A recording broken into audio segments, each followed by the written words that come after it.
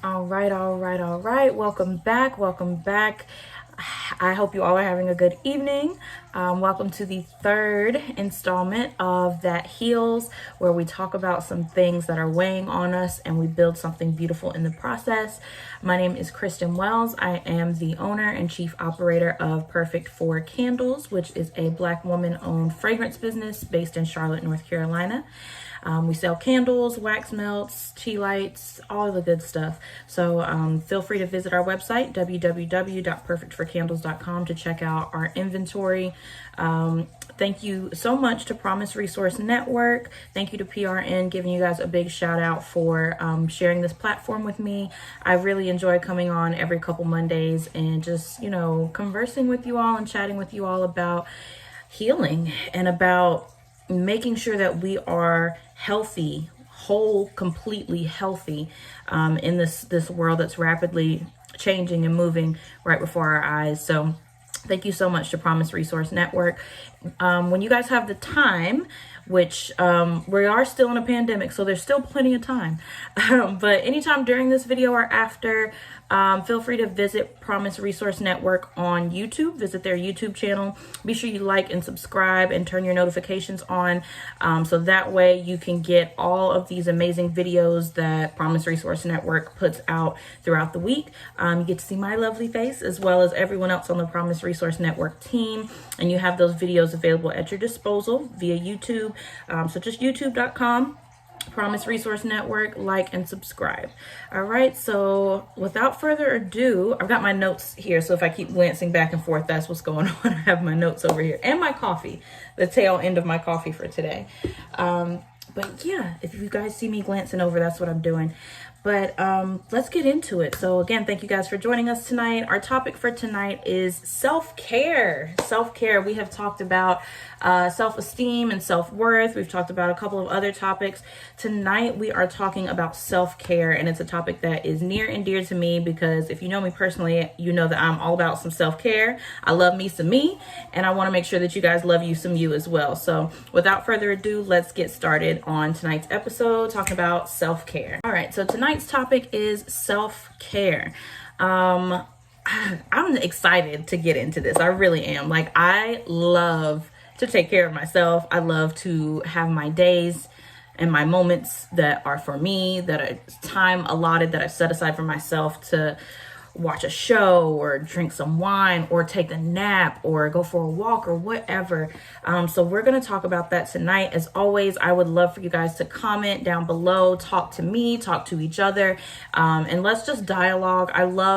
I think I say this a lot in my videos, but I would love for us to be a healing hub, a resource hub for one another. So feel free to talk to me, talk to anyone. My videos are pre-recorded, but I'm watching with you every Monday when they stream. So I am in the comments responding to any questions or anything like that. So yeah, let's get started. I'm excited.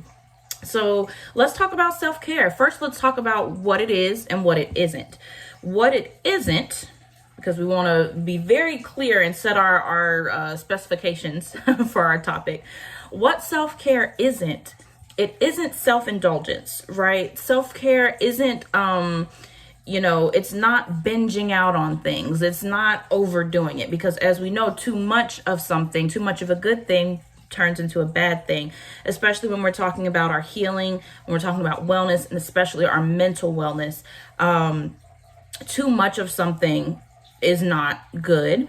And so too much self-care can turn into procrastination, or it can turn into a whole bunch of other things that we didn't intend for it to turn into. So before we get started on what self-care is, what self-care isn't is self-indulgence and binging on things. We take everything in moderation, right? So now that we've gotten that out of the way, what self-care is, self-care in its very simplest form is taking care of yourself. It's setting aside time or setting aside actions that allow you to put yourself first, allow you to take care of yourself, and they just allow you to make an effort to maximize your personal healing and your personal wellness. So we always want to look at things through the lens of wellness. And so we're talking about self-care and self-healing this evening. We're also going to be looking at that through the 6 dimensions of wellness. So that's going to include physical, emotional, spiritual, financial, social, and environmental. So six different dimensions of wellness. And we're going to talk about how self-care can be used in all of those dimensions. I'm going to talk about some of our blockages to why we feel like we shouldn't be taking care of ourselves, which it sounds funny when you say it like that, because it's like, why would I feel like I don't need to take care of myself? But you'd be surprised some of the barriers that we as a society have placed on ourselves when it comes to self-care and taking care of yourself. So let's go ahead and get into it. And let's not forget, we are making candles as we are discussing our topic this evening. So I'm going to show you guys the candles that we're going to be making tonight. All right, so the candle that we're going to be making tonight is blood orange. I don't know if you guys can, if my ring light is kind of shining it too much, making it too shiny, but the candle we're going to be making tonight is blood orange. This is what it looks like. This is a 6-ounce jar. It is available on my website, www.perfectforcandles.com. Tonight we are going to be making 2 of these, and we're going to be making them in 2 8-ounce jars. I just got these from Michael's, and I've already got them wicked, and I've got our clothespin in there to keep our wick secure. So that's what we're going to be making this evening. It smells, it's one of my favorites. Like, honestly, somebody needs to buy this before I take it out of inventory and keep it for myself. No, I'm kidding. Kind of. But yeah, so we're making blood orange tonight. We're going to be using our blood orange fragrance oil from Candle Science. I love Candle Science. It's really, really good for small businesses, up and coming candle makers. They have amazing resources, not just the oils and the wax, but they have forums and classes and things like that. So if you are interested in candle making, feel free to check out Candle Science. All of their classes and resources and stuff are free. So yeah, feel free to check them out. So blood orange has keynotes of bergamot and grapefruit, and it has undertones of orange and cedar. So bergamot has a lot of therapeutic properties when we're talking about the aromatherapy aspects of our candles. Bergamot has a lot of therapeutic properties. It's a mild antidepressant. It can be used as a sedative. So it's very good for relaxation. And then cedar is a very masculine tone, which kind of gives this the warmth. It gives this scent the warmth and the masculinity that it has, even though it's still a very feminine and floral kind of scent. So cedar helps to lessen anxiety. So these scents really go well together. So this candle is great for relaxation and self-care. So it ties back into our topic for tonight. As always, we have our wax. We have our vessels here. We have our dehydrated flowers. I got a jewelry organizer for all my flowers. So they're all in here now. I top blood orange. I top it with dehydrated lily petals. So those are the orange petals that are on the top of it. So we're going to use those for the final result, for the finished product. So yeah, now that we've gone over all of those things, let's get into our topic for tonight. All right, so let's get into it. Self-care. Love self-care. I think that self-care has become really, really big with the pandemic, like a lot of things, because for a good year, we were all pretty much just kind of stuck in the house, and there was nothing for us to do except to take care of ourselves and to make sure that we were mentally stable and mentally fit and emotionally available to other members of our household and things like that. So I think that self-care has kind of taken on a life of its own within society nowadays, and I love to see it. I absolutely love to see it. So does anyone have a self-care routine that they go through? Maybe like daily, weekly, monthly? Does anyone have something that just they have to do to just keep their zen? Like me personally, I have what I like to call self-care Sundays. So Sundays are me days. I like when I tell y'all I don't do anything on Sundays. I don't cook, I don't clean, I don't do anything on Sundays except for I'll get up and I'll give myself a facial. So I'll do my sheet mask and my exfoliation, and I might paint my nails sometimes if I feel like it, and I get my glass of wine and I binge watch Grey's Anatomy, or I just do something for me to recharge from the week that I've had and to get ready for the week ahead of me, right? So does anyone have anything like that they do as far as, just making sure that you are focused and your chakras are aligned and your zen is in place? Like, for example, my mom, and it doesn't have to be anything like as extravagant as doing sheet masks every Sunday. But like my mom, her self-care thing is anytime it's raining, whenever it's about to rain, she'll go and she'll sit in her car. She doesn't turn the car on. There's no music, no radio or anything like that. She just sits in the car and just listens to the rain hit the windshield and just watches the rain from outside of the car. That is her self-care. So does anyone have anything like that? So looking at self-care through the lens of wellness, or the lenses of the different dimensions of wellness, something like that, sitting in your car and watching the rain or making candles or something like that, those can be physical or emotional aspects of self-care. So we're going to start off with the physical aspect. So when we talk about the different dimensions of wellness, in a lot of circles, there's between 6 and 8. So I'm going with 6 because it's what works for me. And I think it'll save us a little bit on time tonight. Because I don't know if we have time to go into like a bunch of different dimensions, but there's multiple dimensions of wellness. And don't forget that wellness is all about making sure that you are okay. And that's why self-care is one of the most important, in my opinion, it's one of the most important aspects of wellness, is because it's about making sure that you are healthy, making sure that you are well by your own standards, not by anyone else's. It's making sure that you can say, I did this for me and I feel really, really good about it.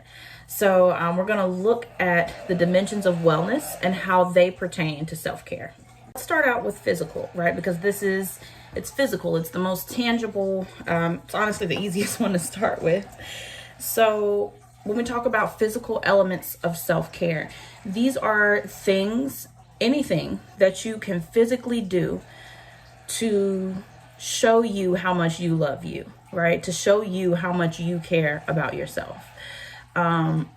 And it could be anything that your body and your soul requires to keep you balanced and to keep you healthy. And, the most, the most accessible and the easiest physical attribute of self-care that most people would think of is exercise. And if you're like me, you don't want to do it. I don't want to do it. I don't want to do it. I enjoy, walking my dog and walking around my neighborhood, but like cardio, weights, You're talking to the kid in PE who the coach was like, we're going to run a mile today. And I was like, can I go to the nurse? I don't feel well. That was me. I was that kid. So, we live in a society that, unfortunately glorifies certain body types, but doesn't necessarily glorify the way that you become healthy. And so when we talk about exercise, I'm not talking about going out here and running a 5K. I'm not talking about getting a gym membership and being at the gym 3 times a day, unless that's what you want to do. If that is your version of physical self-care, that is good.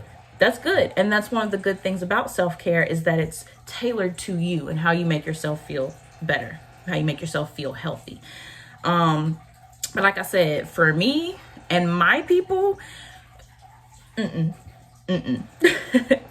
but there's so many things that you can do physically that, will work with your body, will allow you to work with your body to feel healthy, to feel whole, to feel loved by yourself.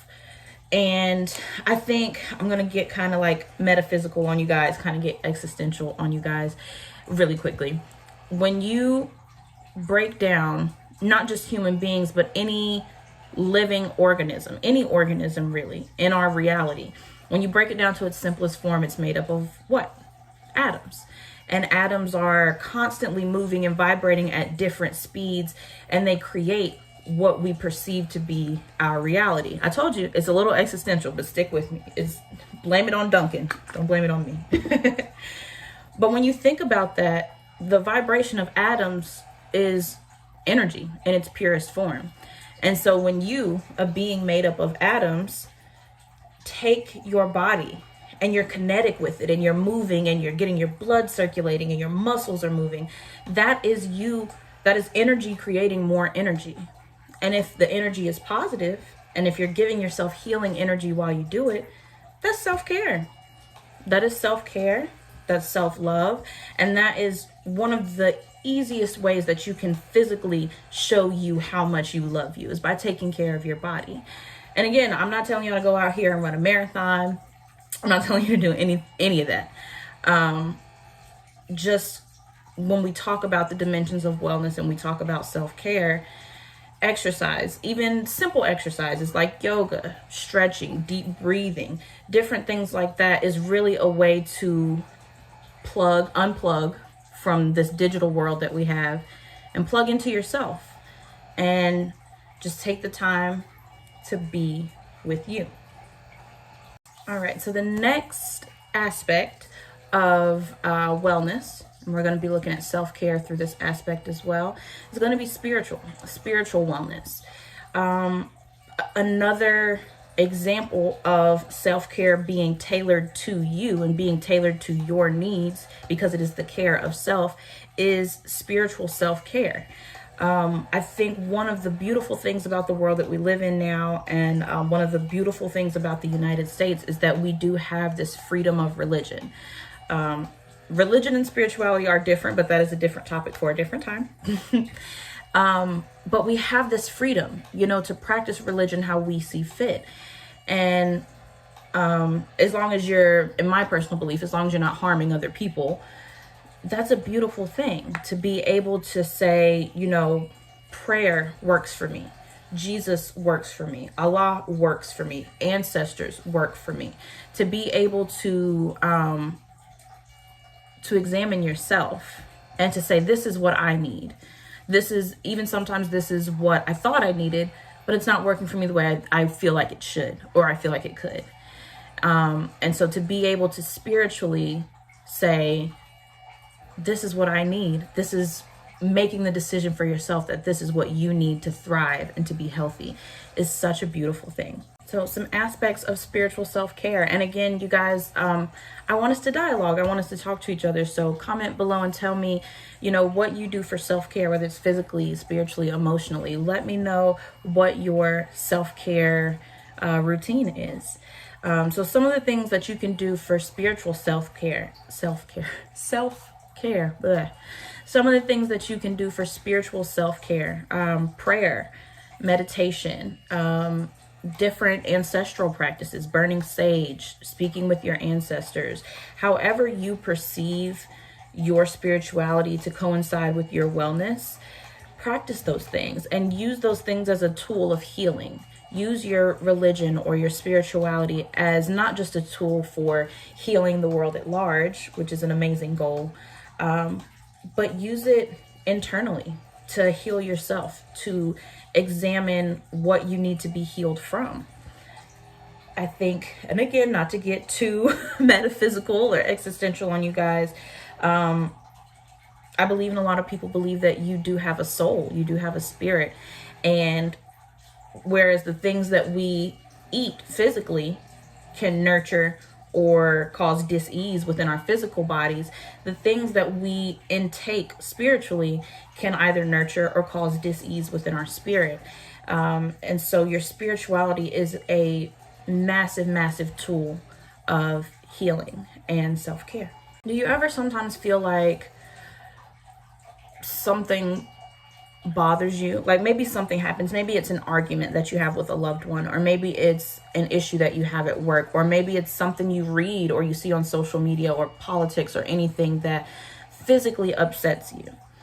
Do you realize how, if you ruminate, if you think about that situation for a long period of time, that it starts to physically make you, maybe sometimes it'll make you nauseous, or sometimes you get headaches. If you're stressed out about things a lot, then you'll get really strong headaches because of stress and because of your blood pressure and things like that.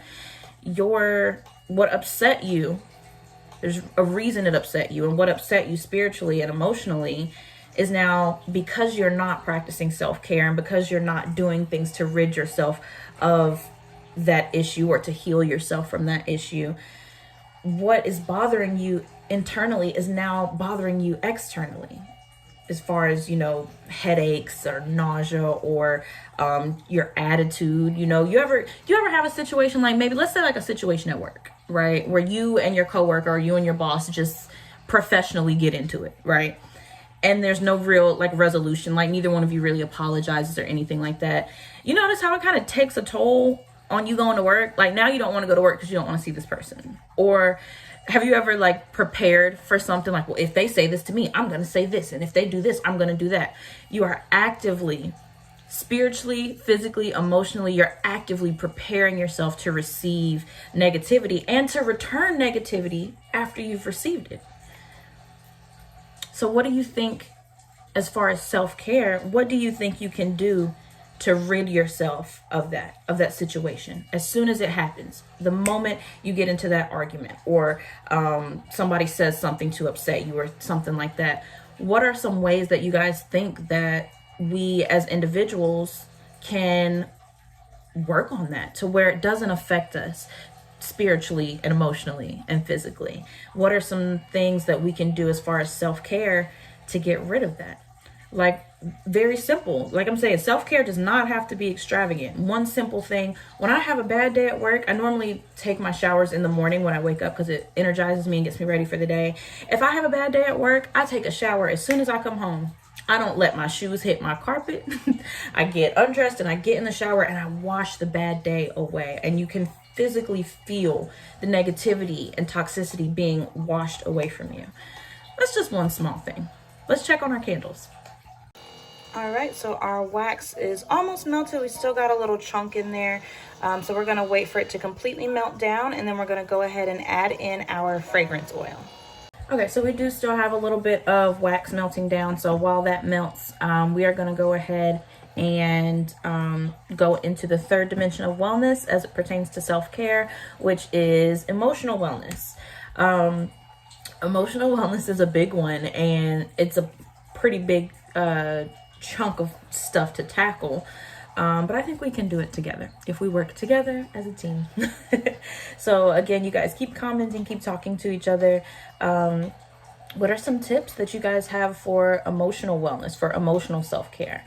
Emotional self-care is a little more difficult to gauge, I think, beyond just physical, because physical self-care is like, oh, just, turn your phone off and take a nap, or go for a jog, or go outside, whatever. Emotional self-care really takes work, and it takes a certain level of healing to get to the point where you can fully and completely care for yourself emotionally. And it's something that we all have to deal with, especially, I think, if I have any quote unquote millennials watching my age group.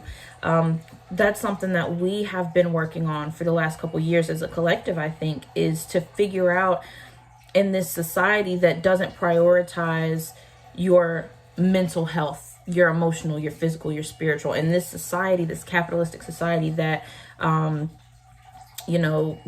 on human capital and runs on economy and money, how do we get our humanity back? How do we take the time to sit back and focus on our emotional well-being and our emotional health? So let's talk about that. I'm going to check. I think this block of wax is melted, so I'm going to check on this candle really quickly. All right, so our wax is completely melted down. We're going to go ahead and add in our fragrance oils. All right, so again, the fragrance oils that we're using tonight is Blood Orange from Candle Science. Our wax is completely melted down, so I'm going to go ahead and add that in. And we are going to keep talking about self-care as it pertains to the 6 dimensions of wellness and how we can care for ourselves and heal ourselves in the process. I'll be right back. All right, I'm back. We've got our fragrance oils added in.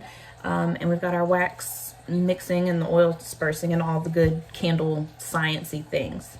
But we're talking about tonight, if you're just joining us, we're talking about self-care, and we're looking at self-care through the lens of wellness.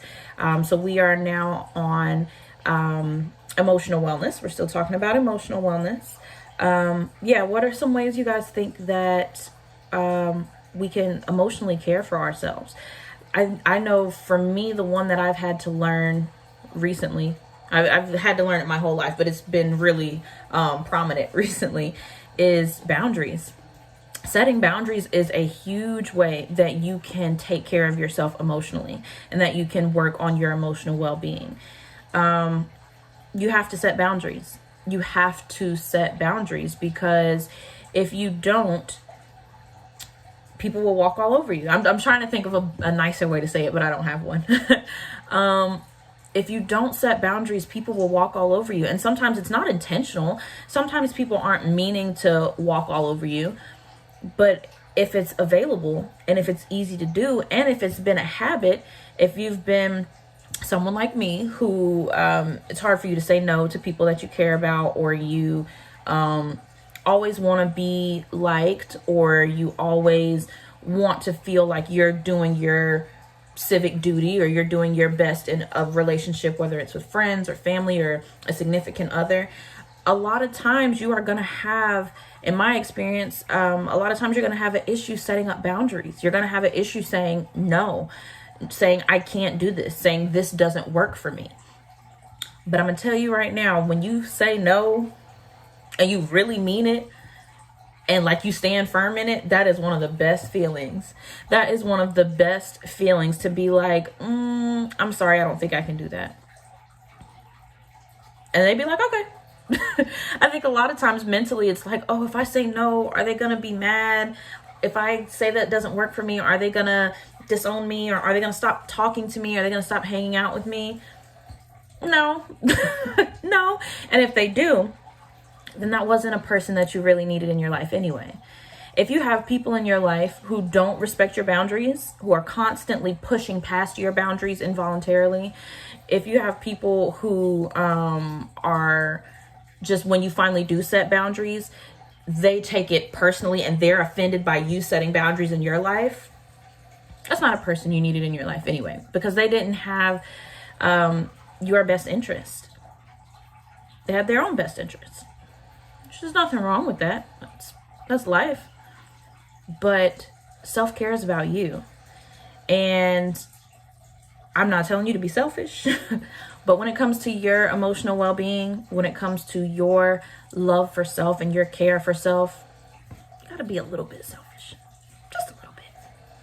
And here's the thing, and I want you guys to understand, when I'm not telling you to be selfish when you're setting your boundaries, right? Like, I'm not, and setting boundaries isn't selfish. You will sometimes in life, whether it's a parent or a sibling or a friend or a boss or a significant other, boyfriend, girlfriend, whatever, you will sometimes have people, when you set boundaries, they will tell you, oh, you're so selfish. You have no compassion. You don't care about anyone but yourself. That's guilt. That's guilt, and that's manipulation. And do not feed into that. Do not feed into that. Again, if you have people in your life who are personally offended by the boundaries that you set up in an attempt to heal yourself and care for yourself, kick them to the curb. Because they're not meant to be in your life. They're not meant to be in your life. And they're going to impede your healing process. Because you're going to always be trying to walk back your expectations, to walk back your boundaries in an effort to meet them. Don't lower your bar to meet other people. They need to raise their bar. They need to care for themselves as well. Self-care is for everyone. And it encompasses so many different things. That's one of the reasons why I keep asking you guys, what do you do to care for yourself emotionally, physically? How do you care for yourself? For me, setting boundaries is a big way that I take care of my emotional health. Another way that I take care of my emotional health, and I'm am thankful for everyone tuning in tonight, but for this one, I'm speaking specifically to Black people, and especially young Black people and young Black women and girls. One way to take care of your emotional health is to unplug, and to stop looking at the news and social media, and to just stop looking at it, because there is so much pain and trauma associated with being Black in the United States, but there's so much beauty and freedom and passion and love and fireworks and just awesomeness. And I want that, again, speaking to Black people, especially young Black women and girls. Allow the beauty and the freedom and the love of being a Black woman to be your emotional cocoon. Allow that to be your emotional bubble that protects you.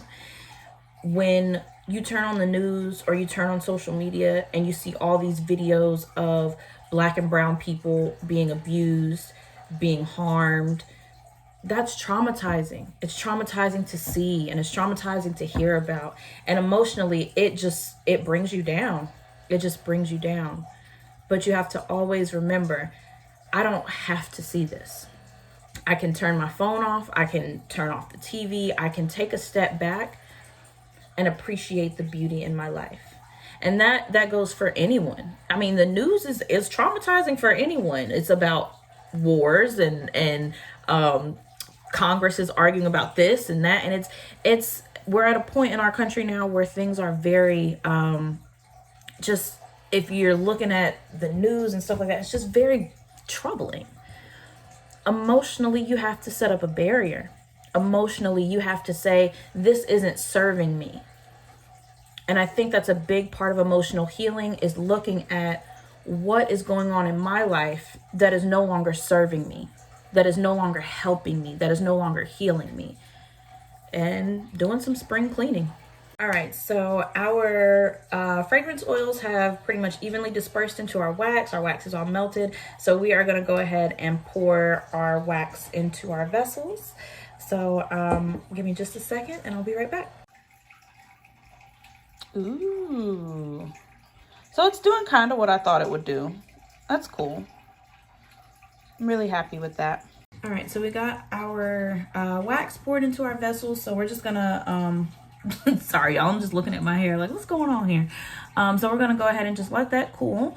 And then once it's cool, if you guys have seen my previous videos, you know we're gonna use our heating tool to melt the tops and add some more dehydrated herbs on top of there. So yep, we're just gonna let those cool for now. And we're gonna keep talking about self-care, because I feel like we were getting into some really good stuff. All right, so tonight we are talking about self-care, and we are looking at self-care and ways that we can care for self through the lens of wellness, the 6 dimensions of wellness. We have talked about emotional wellness, we talked about spiritual and physical, and now we are on to the next dimension of wellness as it pertains to self-care, and that is going to be financial wellness. Financial wellness is important. Like I feel like I keep saying this is important, this is important, this is important, but when we look at health and wellness, it's got to be holistic. It's got to be a total approach to all the parts that make up the sum of who you are when we talk about your wellness and your healing and your health. And so I think that they are all equally important. So this one also is important, just like the rest of them. Financial wellness to some people can seem kind of overwhelming, right? We talked about physical wellness and ways that we can care for self in the physical form. And we talked about exercise and how me and my people, we don't like to do that. But financial wellness is one of those things to where it may seem really overwhelming. And so for some people, they just kind of put that off. You know, we do live in this society, this capitalistic society that we talked about, where money is essential to our survival. Finances are essential to our survival. And so sometimes when you are overwhelmed by it, you don't want to think about it, you put it off, you are effectively making survival a difficult process for yourself. And so when we're looking at your wellness and your health, talking about financial wellness is just as important as exercise or eating healthy or going to church or whatever it is that you do to care for self, whatever self-care routines that you have to be sure that you have a financial component in there as well. Because it's just going to make life easier for you, right? Like, work smart, not hard. So again, we want to make sure we're dialoguing and conversing with each other. So what are some ways that you guys think, what are some things you think of when you think of self-care and financial wellness? What are some ways that you personally care for yourself through your finances? For me, I save my money. And I know that that's really simple for some people.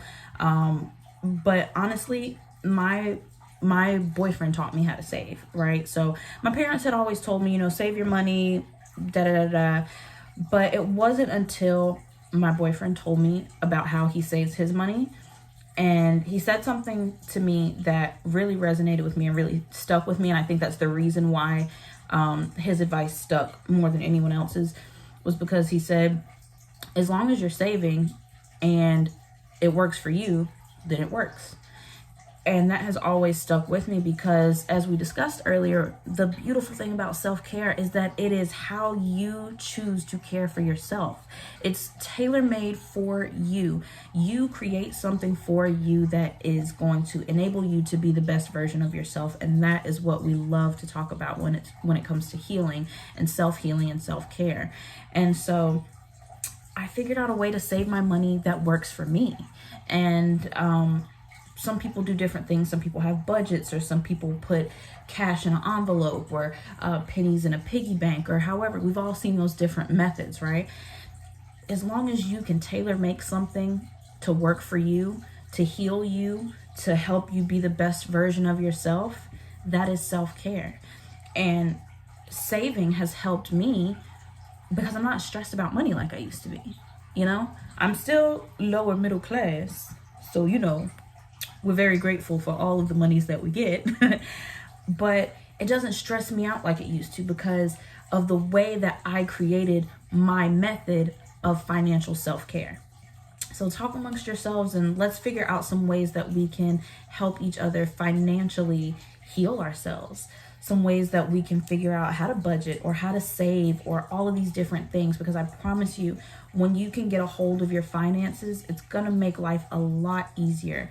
And when you can learn, especially if you're someone who wasn't taught growing up how to save your money or how to do certain things with your money, being able to understand financial literacy is really, really, really going to be monumental when it comes to your financial well-being and your self-care as it pertains to you healing with your finances. All right, so we have looked at 4 of the 6 dimensions of wellness as they pertain to self-care. We've looked at physical, emotional, spiritual, and financial. And the last 2 go hand in hand, social and environmental. I mean, they're kind of individuals, but they definitely overlap with each other. So we're going to discuss them as individuals, and then we're going to kind of smush them together and talk about how your social well-being and your environmental well-being go hand in hand when it comes to self-care and self-love. Your social well-being is, as I said, all of these are important. So your social well-being is very, very important when it comes to caring for yourself. And your social well-being involves a lot more than just, your friends or who you hang out with or the places you go and things like that. Like, your social well-being also has a lot to do with how withdrawn you are or how pulled back you are from different social circumstances. Like me, myself, I'm kind of like an extroverted introvert. And I don't know when the introvert thing came about, because I used to always be like, woo, but over time I have just become not super withdrawn to where I'm like, taken completely away from society, but I like to be in my house. I don't know about anybody else. I don't know if the pandemic did this or what, but I love to be home.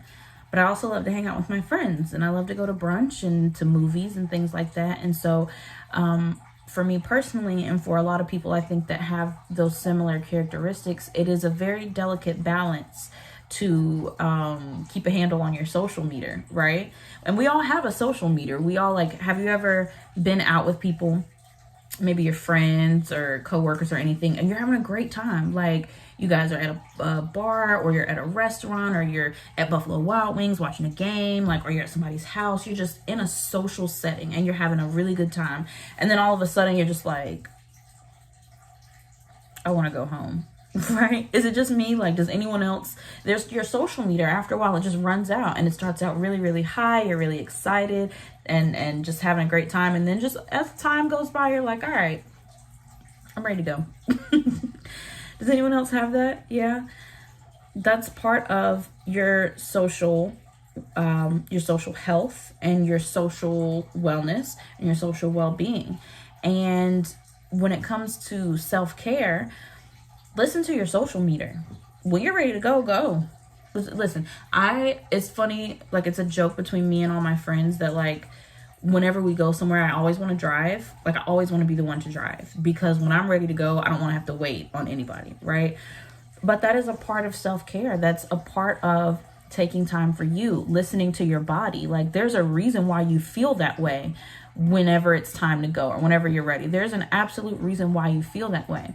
And one of the amazing things about working towards your best version of yourself, one of the amazing things about listening to yourself and working on your self-care, is being able to listen to your body. When your body says, hey, I'm ready to go, you go. When your body says, hey, I feel a little dehydrated, you drink some water. When your body says, this is making my stomach hurt, you stop eating it. You know, listening to your body and trusting your body, trusting your intuition. And I think that when you spend more time with yourself, because that's a big part of self-care as well, is spending time with you and only you. You learn how to trust your body more. You learn how to listen to your body.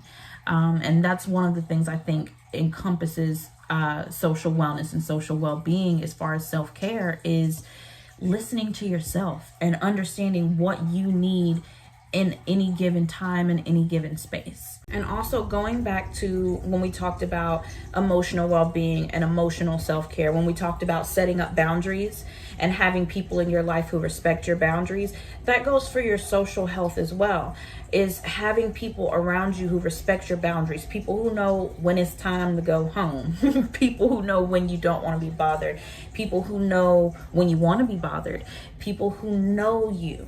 You know, having a good team is also essential to both your emotional and your social wellness as it pertains to self-care.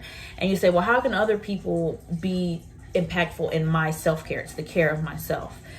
A lot of times, the way that we look at ourselves, and I think we discussed this a little bit in our last video, a lot of times the way that we view ourselves, and the view that we have of ourselves both internally and externally, a lot of times it comes from people who we've had around us, whether it's our parents or grandparents or our siblings, or now that you're older, whether it's been your friends or your coworkers or whatever. A lot of times, especially when you're first starting out in healing and focusing on your internal mental, emotional well-being, a lot of times the way that we view ourselves comes from the people that we have around us. And that goes back to our very first episode where we talked about self-worth and self-esteem. But being able to have people around you who know when your social meter is running out, or to have people around you who know, just as much that you can handle, is just as important as you yourself knowing how much that you can handle. Being able to put up those barriers and being able to not necessarily barriers, but boundaries. I like that word a little better. Being able to put up those boundaries not only helps you emotionally, but socially as well. And so it can also be used as a tool for your social self-care. So if you look at all of the dimensions of wellness and the different things you can do in each dimension to pertain to your self-care, they all kind of overlap. Because at the end of the day, self-care is all about who? You. Let's take a look at our candles. All right, and the last but not least, certainly not least, because these are all important. The last, the sixth dimension of wellness that we're going to talk about tonight in relation to self-care is environmental. Now, environmental is one of those that may or may not be easy to maneuver depending on your situation. When we look at environmental wellness, like most things, it runs a spectrum, right? So we can talk about your environment at large, as far as, pollution and toxins and things like that. And then we can talk about your environment on a more personal level where it comes to your living environment, your work environment. So we're going to stick with that one so that we don't get too grandiose in our discussion here.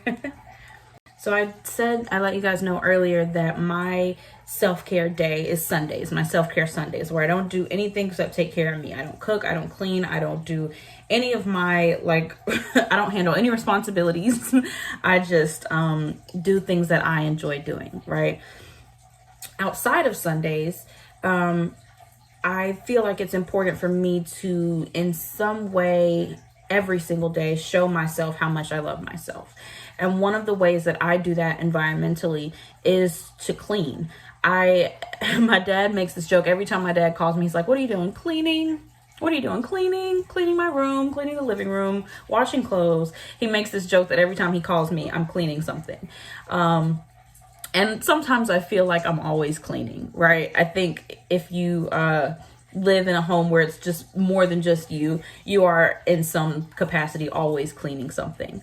But for me, that's part of my self-care. Like, I love to watch my home go from start to finish, where I have laundry and I have dishes and I have shoes everywhere and all these different things. And I wake up super early for me, which is like 10 a.m. For most people, that's a regular time. But for me, I wake up super early at 10 a.m. And I just clean. I take care of my environment. It's very important that we understand how, again, outside things can affect us internally and can affect us spiritually and emotionally, right? Beyond just the physical. Your space that you live in is exactly that. It's your space. It's your home. It's your place of peace. It's all of that. It's the place that you go at the end of the day to get away from the world. At least for me, my home is like, I always know that no matter what happens in a given day, I can always go to my home and I'll have peace within my home. That I think is a very underrated thing in our society, is being able to have peace in your own home. And I know that sometimes, depending on certain situations, some people may not be able to have that. Some people may not have peace within their home. And for some people, being out of their home is their place of peace. And that falls under your environmental well-being as well, is that if you don't have peace within your home, there are other places that you can find it, as long as it's healthy. You could go to the park, you can go to a friend's house, you can go to the movies, go out to eat. Find a space, a physical space that allows you to feel safe and allows you to feel at peace. Besides my home, my second place of peace is Chili's. Don't laugh, because I'm very serious. Any Chili's that I go to, I feel 100% at home. I'm just kidding. Not really. But for some people, genuinely, all jokes aside, having peace within the home is not something that's possible. And if you are one of those people, there are resources for you. Promise Resource Network has some amazing resources available on their website for different circumstances and situations that people may experience. So feel free to visit promiseresourcenetwork.org, .com.org, and make sure that you get a hold of some of those resources. You can always call their warm line and speak to a professional, a peer support specialist. But there are places that you can find peace and find environmental well-being. And some of them are not always physical places. One of the amazingly beautiful things about healing, self-healing and self-care is that not just you have this physical environment that may be a place of peace for you.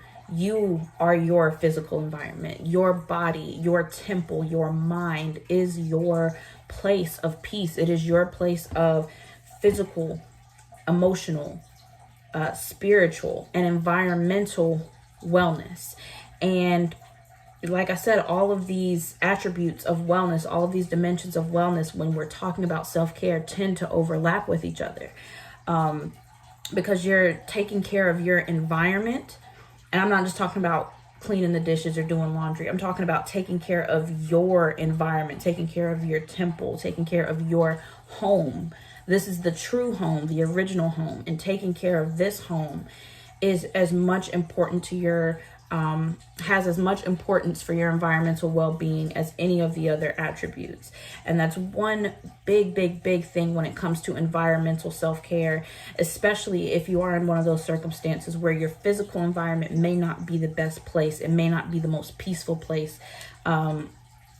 Your emotional, your spiritual, your body, this environment, you can always take on the work of healing and practice your self-care and practice self-healing to make this environment the most productive, most nurturing, most supportive, most loving environment when it comes to your self-care and your self-love. And there's so many ways that you can do that. There's so many ways that you can play an active role in your healing. We talked last time about radical healing, and we mentioned that a little bit. And we mentioned you have to be radical and you have to be purposeful, and sometimes you have to be forceful when it comes to actively participating in your own healing, in your own self-care. And again, environmental, as far as the physical attributes of environmental self-care, cleaning your space and tidying things, organizing things like that. That's awesome. That's very necessary. But I think what's more necessary is to make sure that this environment is taken care of.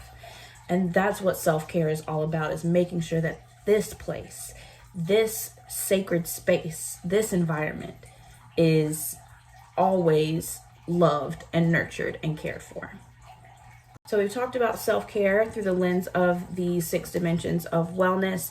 Now I want to quickly, as we're finishing up, just talk about some barriers to self-care and how we can minimize those so that we can maximize getting the best out of ourselves, caring for ourselves, loving ourselves as much and as best as we can. So some of the common barriers, I have it pulled up on my computer with my notes. Some of the common barriers to people practicing self-care is thinking that self-care is selfish, which we talked about that when we talked about setting up emotional barriers and setting up emotional boundaries and protecting yourself with boundaries. You will have people in your life who tell you that self-care and tell you that setting up boundaries and tell you that caring for yourself, putting yourself first, is a selfish act, that those things are selfish. And I cannot stress this to you enough. Those are not the people that you need in your life. They're not the kind of people that you need around you, especially when you are trying to practice healing. You should not, I can't say you can't because I can't tell you guys what to do, but it is my belief that when you are practicing healing, especially when you are beginning a journey to self-healing, self-discovery, self-love, you should not have people in your life who tell you that that is selfish.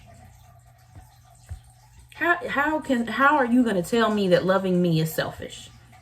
It doesn't add up. So that's one of the many barriers to people practicing self-care. Another reason that people put up barriers to practicing self-care is they don't realize their self-worth. And that's something that we talked about in our very first episode is self-esteem and self-worth. And having to realize and having to do the work of healing to help yourself realize how worthy you are of everything that you desire, how worthy you are of love, how worthy you are of self-love, how hard working and how enterprising you are, to the point where if you want to take a week off work, take a week off work. I think that's one of the big things that us millennials are discussing right now when it comes to our self-care and our mental health and well-being is taking time off of work. I think that is a huge thing, and it's hugely underrated in our society for a couple reasons. The main reason, like I said, we live in this capitalistic society that pushes hard work and these 40 to 80 hour work weeks with 1 week of paid vacation in a year. And we're not going to get into why I hate capitalism because that's another story for another time. But that's one thing that my age group is really trying to change is, I get up every day, I go to work, I do my job, I do what I'm supposed to do. If I'm not okay today, I'm not coming to work today. And I shouldn't be penalized for taking care of myself. Again, you will have people, and it's not just your friends or your family or your boyfriend or your girlfriend. Sometimes it is your job. It's your job that's telling you that you're selfish for taking care of you. Don't listen to them. Don't listen to them. I'm not telling anybody to quit their job. I'm not saying that. But I'm saying that you are worthy of respect. You're worthy of human decency. And if you feel like you need a self-care day, now don't take too many self-care days in a month, because when they call you into HR, I don't want y'all being like, well, Kristen told me. But if you need a day to recharge, if your social media is on E, if your environment is not where it needs to be, if you need to take a day to recharge, to pray, to meditate, to drink some wine and watch Grey's Anatomy, that's what you need to do. Because self-care is about you, loving you and showing you how much you love you and taking care of yourself first. You know how when you're on a plane and they say if something happens, you need to put your air mask on before you put the kids' air mask on? A metaphor for life. Put your air mask on first. Another barrier to self-care is believing that it's too expensive. Now, some things are expensive. I do not need to spend as much money as I spend on face care products, but because I do my facials every Sunday, I spend a pretty penny on face care products, and that's my business. I'm okay with it. But taking care of yourself doesn't have to be expensive. If you have certain hobbies and things like that you don't mind spending money on, that's great. That's your business. That's fine. But don't believe that you can't care for yourself and take care of yourself and love yourself because it's too expensive. Like I said at the beginning of this video, there is the world is changing rapidly, and it's a really difficult time for a lot of people, mainly because of the pandemic, but also just because of the world that we live in and the time we live in. It's a really difficult time financially for a lot of people. And I want everyone to understand you don't have to spend an arm and a leg on self-care. You don't have to do that. Self-care encompasses a wide variety of things. Again, it's whatever you deem necessary that you need to take care of yourself and to be healthy and to be the best version of yourself. And so if that means spending money, going to Sephora and buying sheet masks, that's your business. If it means going out to eat with friends, or if it means there's ways that you can do self-care without spending a ton of money, right? You can go for a walk. That's free. You can go right outside, take you a nice walk, take you some allergy medicine, because I don't know what's up with the pollen this season, but it's rough. But there's so many things that you can do to take care of yourself. And I don't want anyone to walk away from this video or log off of this video thinking that you can't participate in self-care because of finances or because of economy or anything like that. Again, prayer, meditation. If you're gonna be on social media, because it's kind of inescapable at this point in our human evolution, follow some self-care pages. Instead of following all the gossip pages and all the news and the politics and follow some pages that are all about self-care. Or follow the big trend now is ASMR, which is I don't know the technical classification for it, but it's videos of people cutting blocks of sand, or videos of people like brick masonry, or just things that are just soothing to the mind. You don't have to think about it. You don't have to have an opinion on it. You just watch it, listen to it, and just feel it, things like that. There's so many different ways that you can take care of yourself. And so don't believe that it's too expensive to take care of yourself, because you're worth it. you're worth what, if we're talking monetarily, you're worth what you can spend on yourself plus more. Add interest. Take what you have available to spend on yourself and add buku interest, and you're still worth more than that. So don't allow yourself to be limited in how you care for yourself. Do what's best for you and always put yourself first. One of the simple things that I do for self-care outside of my self-care Sunday routine, I write a note to myself every morning and I pin it on my wall over here. And I'll share with you guys a note from a couple of days ago, a couple of weeks ago. It's from the 3rd of April. But I wake up in the mornings, I open my blinds and let the sunshine come in and run a Dunkin' Donuts and give me a coffee. But on April 3rd, this was my note to myself. Today, I will be patient with myself. Today, I will give myself grace and treat myself with kindness. I will encourage and uplift myself with positive thoughts, words, and actions. I will acknowledge my limitations and gently push myself until they no longer exist. That was my note for myself. Super simple, on an index card. Writing letters to yourself, talking to yourself is also a form of self-care. Talking out your problems, figuring out, I'm trying to like pin this back in the wall. Talking through your problems with yourself, acknowledging yourself. That's one of the purest forms of self-care because you're genuinely conversing with yourself, spending time with yourself, enjoying your own company. But that's one thing that really helps me is when I wake up in the morning, I always write a note to myself. And it's always things that I will do, not things that I will not. Unless it's something like I will not complain or I will not give up. But it's always things that I will do that will benefit me in this next 24 hours to come. If anyone would like to use that self-care method, you are more than welcome. I promise it helps. After about a week of writing yourself positive notes, like, you just wake up and you're just ready for the day. There's so many little things that you can do to take care of yourself. All right, this is our final result, our finished product. It's still kind of cooling, so I'm gonna hold it upright so I don't mess up the top of that. But both of these beauties, this is the one that we infused. Some of them kind of stayed at the bottom, but that's okay. Both of these candles are going to be available for sale right after this video at www.perfectforcandles.com. Thank you guys again so much for tuning in tonight. Thank you to Promise Resource Network for sharing this platform with me. And, just find ways to take care of yourself, whether it's little moments in the day, just stolen moments throughout your work day, or if you're a parent and you're always busy with everything with your family, find time for you.